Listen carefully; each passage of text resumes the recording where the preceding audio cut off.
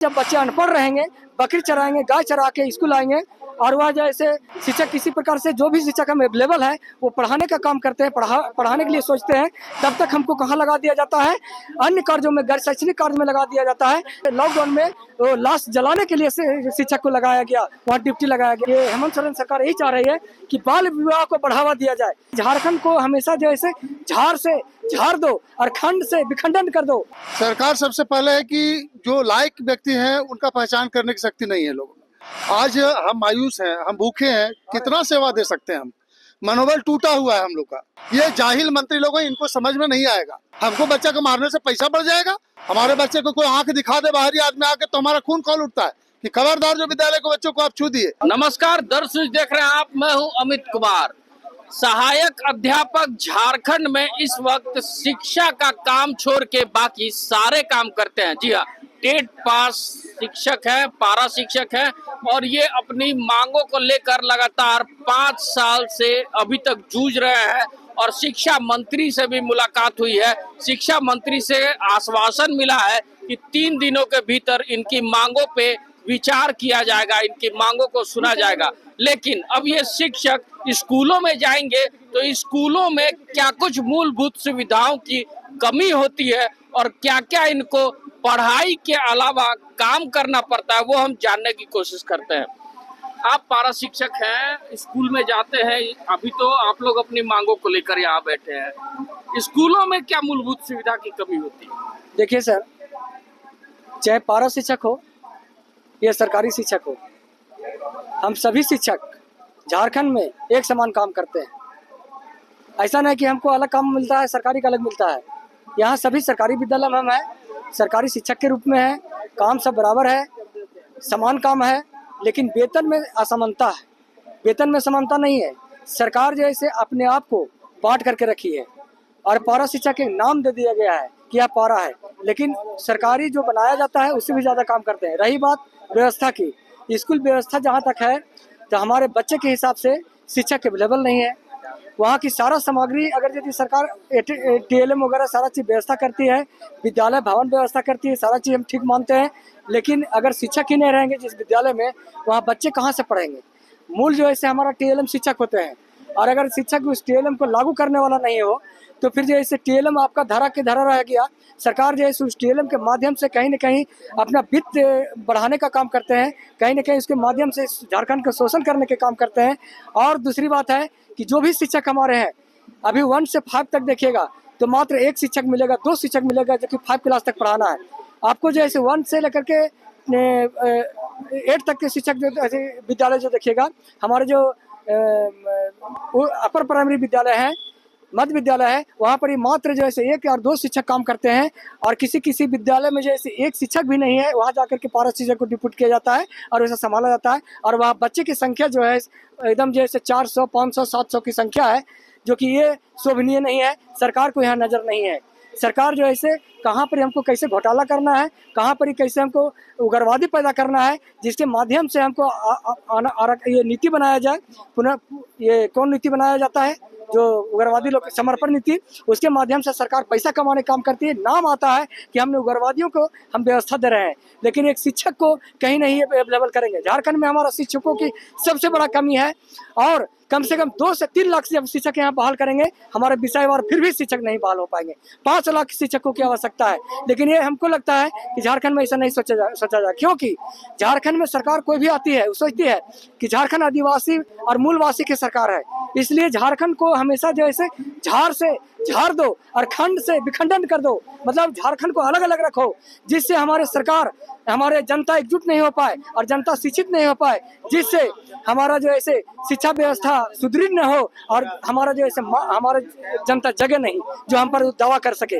सबसे बड़ी बात यह है कि ये जो यहाँ पर शिक्षक की व्यवस्था जो करना चाह रहे हैं, उसमें हम बता रहे हैं कि शिक्षा का व्यवस्था हो जाएगी, शिक्षा अच्छा हो जाएगी। इसलिए सरकार का किया कि बच्चे को पढ़ाने के लिए शिक्षक नहीं दिए और वह जब बच्चे अनपढ़ रहेंगे, बकरी चराएंगे, गाय चरा के स्कूल आएंगे और वह जैसे शिक्षक किसी प्रकार से जो भी शिक्षक हम अवेलेबल है वो पढ़ाने का काम करते हैं, पढ़ाने के लिए सोचते हैं, तब तक हमको कहाँ लगा दिया जाता है, अन्य कार्यों में, गैर शैक्षणिक कार्य में लगा दिया जाता है। जो हम उस कार्य करने में, कभी जो ऐसे मतगणना करने में हमको लगा देता है, कभी जो ऐसे चुनाव में लगा देता है, कभी जो ऐसे आपका कोई सर्वेक्षण में लगा देता है, कभी पोलियो बूथ में लगा देता है। तो ये सारा चीज कभी जो ऐसे आप देखे होंगे कि हमारा जो ऐसे लॉकडाउन में वो लाश जलाने के लिए से शिक्षक को लगाया गया, वहाँ ड्यूटी लगाया गया, ऐसे ऐसे काम शिक्षक लगा देते हैं और बच्चे हमारा सफर कर जाते हैं। हम उस गौरव को पूरा नहीं कर पाते हैं। दूसरी बात, सरकार जानती है कि अगर शिक्षक हम दे देंगे, बच्चे अच्छा हो जाएंगे तो यहाँ का शिक्षित व्यवस्था यहाँ केरल जैसा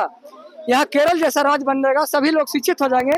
इसलिए कहा कि उन्होंने शिक्षा व्यवस्था को चौपट करते हुए यहाँ एक समान, जब हमारा बच्चे नहीं पढ़ेंगे, वो 18 साल के हो जाएंगे, वह बच्चियाँ नहीं पढ़ेगी, तो उसके लिए कहा कि एक मैया योजना ला दिए और हमारे अनपढ़ को वो प्रोत्साहित कर रहे हैं कि बच्चा नहीं पढ़े, ये बहुत खुशी है, वह माँ बन जाए 18 साल में। वह बाल विवाह का प्रोत्साहित कर रहे हैं कि 12 साल 10 साल 12 साल में वो शादी हो जाए और वह बच्चे जो ऐसे 18 साल में माँ बन जाए और मैया योजना का हक लेने के लिए तैयार हो जाए। इसलिए सरकार यहाँ के जितने भी हैं वो चाहती, हमारे ये हेमंत सोरेन सरकार यही चाह रही है कि बाल विवाह को बढ़ावा दिया जाए।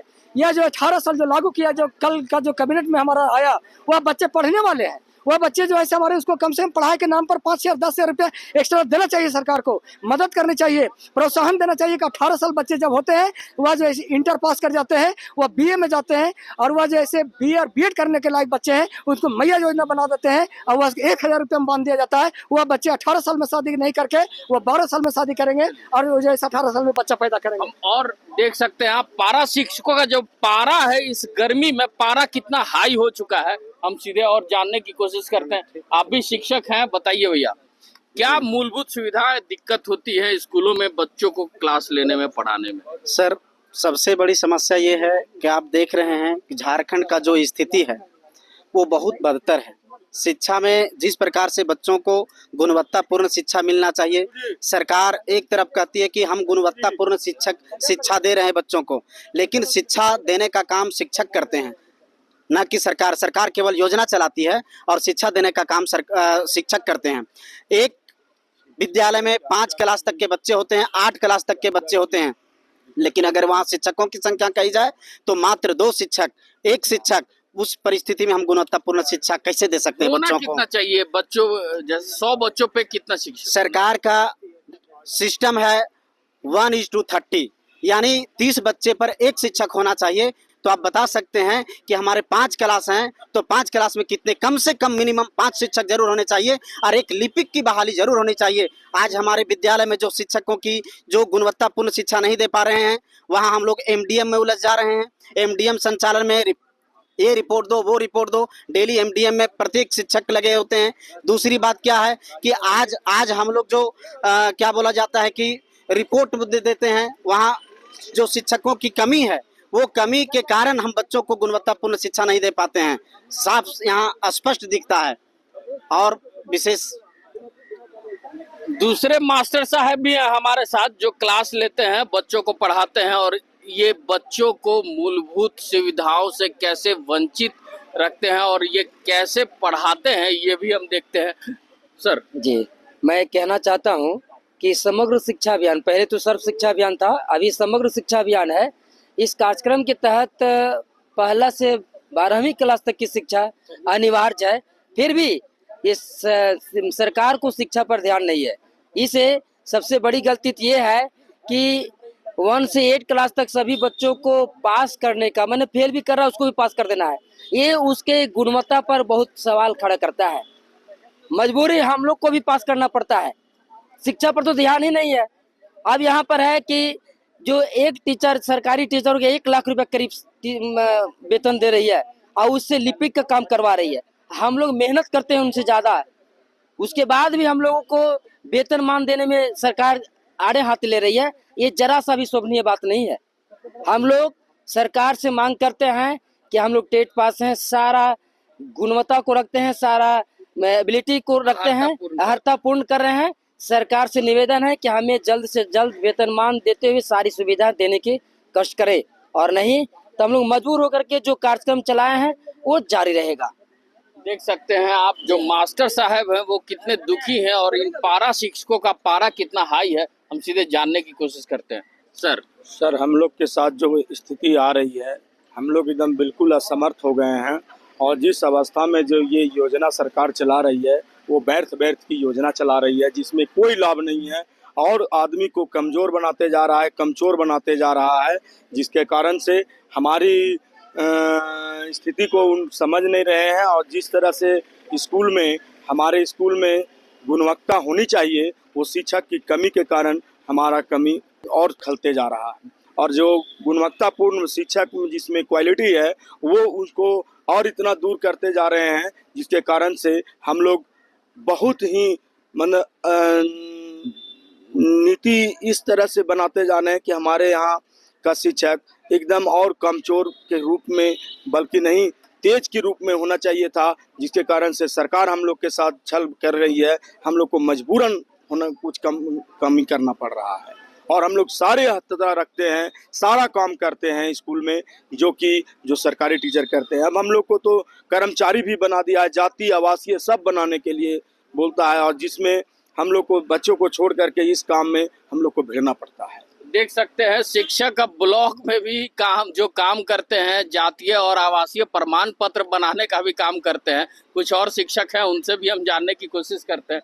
सर, अभी तो कंप्यूटर शिक्षक भी हड़ताल पे है, तो स्मार्ट क्लासेस का भी तो बैटरी डाउन हो गया है। सबसे पहले ये बता दें कि स्मार्ट क्लास की बात करते हैं तो इसका तो कोई व्यवस्था अभी तक सरकारी विद्यालय में शायद कहीं होगा, हम तो देखे नहीं है अभी तक कि कहीं हमारी तरफ इस तरह का है। लेकिन ये व्यवस्था बस हमको लगता है कि नाम मात्र का चल रहा है। सरकार सबसे पहले है कि जो लायक व्यक्ति हैं उनका पहचान करने की शक्ति नहीं है लोगों में। आज हम मायूस हैं, हम भूखे हैं, कितना सेवा दे सकते हैं हम। मनोबल टूटा हुआ है हम लोग का। सही बात है कि हम लोग का मनोबल टूटा हुआ है। हम लोग जो जीवन में सुने नहीं थे, CIG कोर्स हम लोग को करना पड़ा, जो जीवन में सुने नहीं थे हम लोग उसको भी किए। थोपा गया DP लाइए, उसको भी मजबूरन करना पड़ा, क्योंकि हम लोग को करना था, रोजी पालना था, पेट पालना है, बच्चों को देखना है, सारा व्यवस्था करना है और उसमें चलना भी है। इसके बाद आ गया टेट, जो कि कभी सुने नहीं थे इधर की, JTET नाम का भी, उसको भी हमने पहली बार पास किया। इतना करने के बाद, इतना एबिलिटी पास करने के बाद, ये मानने के लिए जाहिल मंत्री लोग को समझ में नहीं आता है। सीधा शब्द में जान लीजिए, ये जाहिल मंत्री लोग हैं, इनको समझ में नहीं आएगा।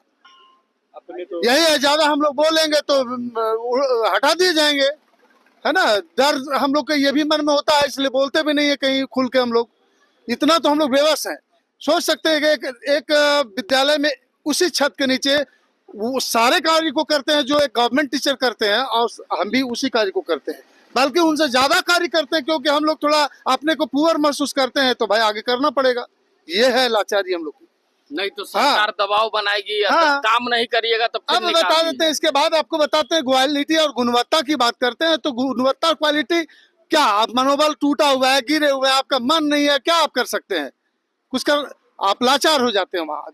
अब है कि गुणवत्ता, ये भी लाचारी है कि जितना पढ़ाने का कार्य छोड़ के ये कहा जाए कि सारा कार्य जो नहीं समझ में आए, जो कोई नहीं कर पाए, शिक्षक को सौंप दो।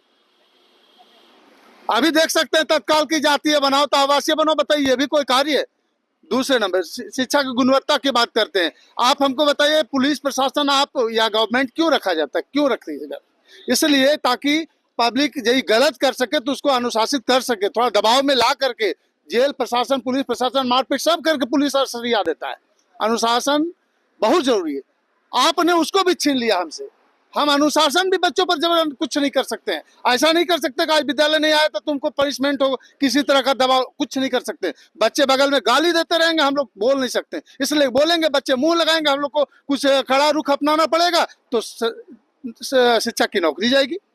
ये भी तो मजबूरी है। हम लोग के हाथ में भी पावर होना चाहिए, अनुशासन व्यवस्था कुछ देना चाहिए। हम लोग भी बाल बच्चेदार हैं, हम लोग के भी बाल बच्चे हैं। ऐसा थोड़ी हो कि हम किसी का बच्चा को मारने के लिए वहां जाते हैं। हमको बच्चा को मारने से पैसा बढ़ जाएगा कि ज्यादा पढ़ा देंगे तो पैसा बढ़ जाएगा, घट जाए, ऐसा तो देखिए। हम लोग भी समझ सकते हैं, बच्चों के साथ अच्छा व्यवहार करते हैं। हम बच्चों पिता के जैसा महसूस करते हैं। हम उन बच्चों के बाप माई के समान है विद्यालय में।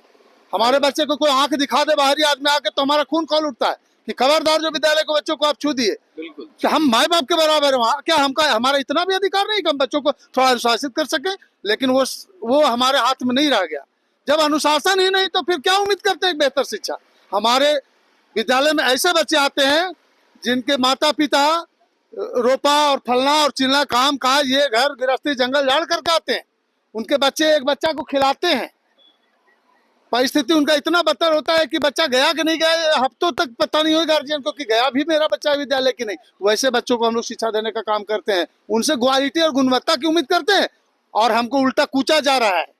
आज तो देख रहे हैं केवल बाहरी लोग भरे जा रहे हैं हमारे राज्य में। हम मूल झारखंडी, यदि पारा शिक्षक सच पूछा जाए तो मूल झारखंडी है ये। अब इसके बावजूद भी यदि सरकार, हम तो देखते हैं मंत्री महोदय, आज पिछले बार हमारे साथी लोग से बात कर रहे थे, सहायक अध्यापक लोग से, हम लोग तो टेट वाले आ जाए हैं, मंत्री महोदय ऐसा कुर्सी पर झूला झूल करके लेक्चर दे रहे थे। लग रहा है इनको तो अरे मिल गया पद से किस्मत मनाओ, नहीं तो हम लोग काबिल बनने के लिए सोचना पड़ेगा। एक भी एग्जाम हम लोग इतना एग्जाम दिए, तुम एक एग्जाम देकर पास करके दिखा दो, हम गुलामी करेंगे और छोड़ देंगे नौकरी। शिक्षा मंत्री का बेटा खुद मैट्रिक में फेल है। ये काबिलियत क्या समझेंगे काबिलियत के बारे में? बोलने के लिए बैठेंगे तो हमको लगता है दिन भर भी कम पड़ेगा मेरे भाई। अब विशेष क्या बोले, आप लोग इस आवाज को पहुंचाते हैं, इसके लिए आप लोग को धन्यवाद।